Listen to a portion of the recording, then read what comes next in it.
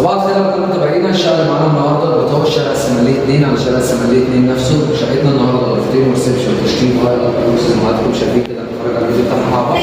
بس قبل ما نتفرج على اول شغل لسه اشتغل متابعه للصفحات الفيديو نفس المنتظرين من نفس المجال.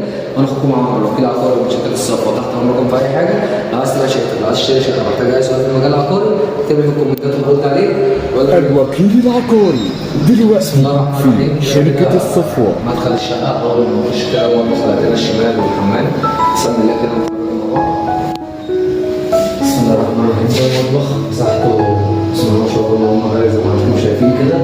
احنا عداداتنا كهرباء، ميه مجمع، غاز على التعاقد. ده الحمام بتاعنا.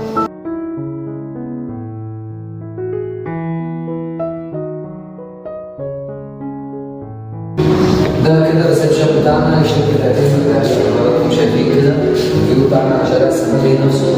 نخش نسمي الأول. دي أول غرفة معانا. الغرفة دي على المنور.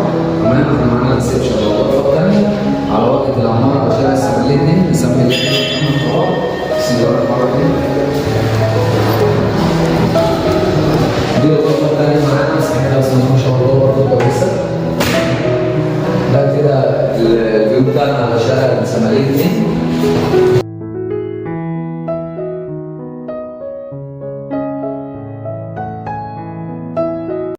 دي كده البلكونة، مساحة البلكونة على شارع السمالية 2 نفسه. شقتنا دور تاني. كده احنا خلصنا شقة النهارده. طبعا بصور لكم الشقة من جميع زوايا التصوير بحيث ان انت اتفرجت على الشقة كانك اتفرجت عليها على الطبيعة بالظبط.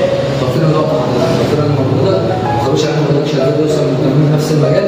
اشوفكم فيديو جديد. سلام عليكم.